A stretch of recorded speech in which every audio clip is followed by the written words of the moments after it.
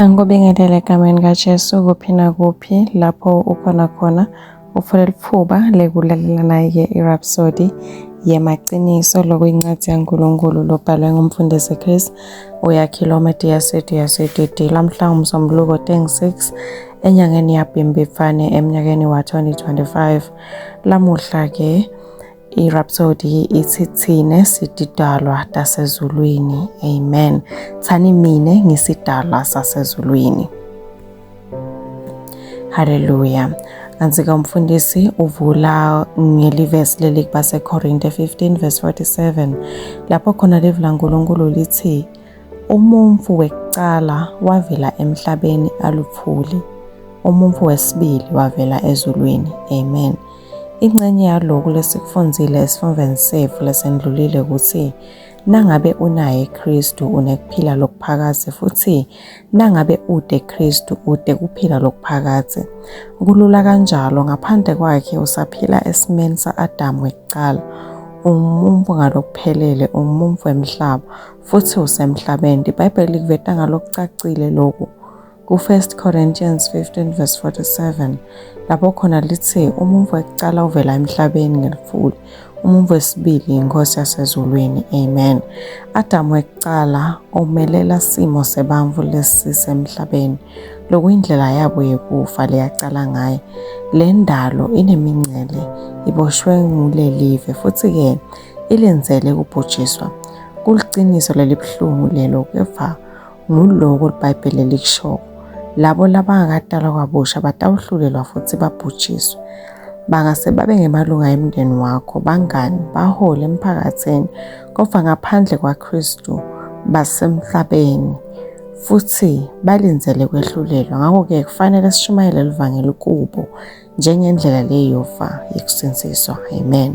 Fundza 1 Corinthians 15 verse 48 bese ubona umehluko lomkhulu emkhatsini webantfu labaphilako emhlabeni nalabo labaphila ezulwini. Uthi njengoba labo labentiwe ngelifuli banjengaloyo lowentiwa ngelifuli ekucaleni, lokhu kusho ukuthi banemcondvo wemhlaba, futhi njengoba loyo wasezulwini kanjalo kanjalo nalabo labasezulwini banjalo, lokhu kusho ukuthi banemcondvo wezulu.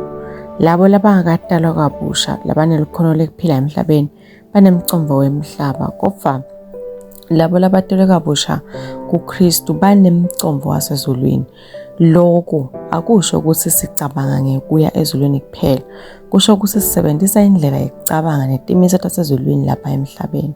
Kunakatimvo tasezulwini kusho kuphila futhi nekucabanga ngendlela levumelana nalokho lokwentiwa ezulwini kulandzela intsamvo yaNkulunkulu, kusebenta ngetimiso takhe kanye nekucabanga ngendlela lacabanga ngayo. Ngulo-ke lokwenteka nawudalwa kabusha. Livesi 49 lichubeka lithi njengoba thina sesinemfanekiso wemumfu lowentiwe ngelifuli, kanjalo-ke sawuba nemfanekiso wemumfu wasezulwini. Amen. Ngalesinye isikhathi basanda timvo njengebantfu labentiwe ngelifuli labaphila emhlabeni, labawele esonweni futhi lababoshwe ngilomhlaba, kodwa njalo njengetidalwa letinsha sinemfanekiso waloyo losezulwini Jesu Kristu. Amen. Asisesibo bantfu bemhlaba kodwa siba sezulwini, siphila kulelive kodwa sisibo balelive. Usho njalo Johane 17 verse 16 umumfu wasezulwini usidalwa sasezulwini uphila ngemicabango, timiso kanye netindlela tembuso waNkulunkulu. Haleluya. Uchubeka ke nesifo sethu ngafundza baseKolose 3 verse 1 kuya ku2, baseKorinte 15 verse 47 kuya ku49 nabaseRoma 12 verse 2. Amen. Kulesikhathi samanje ke sithathasana ngomthandazo sithi babe lothandzekako ngiyakwala kuvinjelwa ngolesimiso semhlaba ngoba nginesifombe saKristu, lemvotsa levela ezulwini, futhi ngivumelana nentsamvo yakho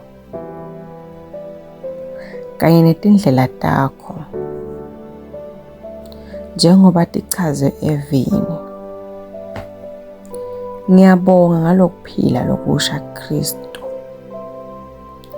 Ngiyahamba ngekuncoba, nginemcondvo wasezulwini futhi nginikwe amandla ngamoya wakho. Egameni likaJesu Kristu. Amen. Ngiyathemba ukuthi uyijabulele kakhulu iRhapsody yalomuhla. Siyakumema ke ukuthi wende Jesu abe yinkosi yekuphila kwakho. Ngekuthi ke uthandaze nangu umthandazo emva kwami. Shano ke uthi Nkosi Nkulunkulu, ngiyakholwa ngenhliziyo yami yonke kuJesu Kristu, imvodzana yaNkulunkulu ophilayo. Ngiyakholwa ukuthi wangifela futhi uNkulunkulu wamvusa ekufeni. Ngiyakholwa ukuthi uyaphila lamuhla. Ngiyavuma ngemlomo wami ukuthi Jesu Kristu uyinkosi yekuphila kwami kusukela lomuhla. Ngaye nangeligama lakhe nginekuphila lokuphakathe, sengidelwe kabusha. Ngiyabonga Nkosi, ngiyekusinzisa umphefumulo wami. Nyalo sengumfana waNkulunkulu. Haleluya. Siyakuhalalisela nyalo sewungumfana waNkulunkulu. Kanti ke kufunza kabanti ngempilo yakho lensha kuKristu. Sikhona njengelibandla laseChrist Embassy eSwatini.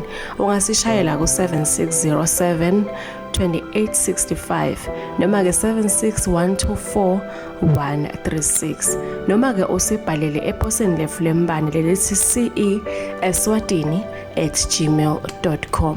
Siyabonga. Kanti ke ngifuna ukuthi ukhumbule ukuthi kulalela kwakho kwale Rhapsody yamaqiniso lomuhla akukabi nje yimvo ukuthi uyiphole ngeliphuba, kepha kube yimvulo ehlelwe uNkulunkulu kujinja impilo yakho lamuhla. Amen.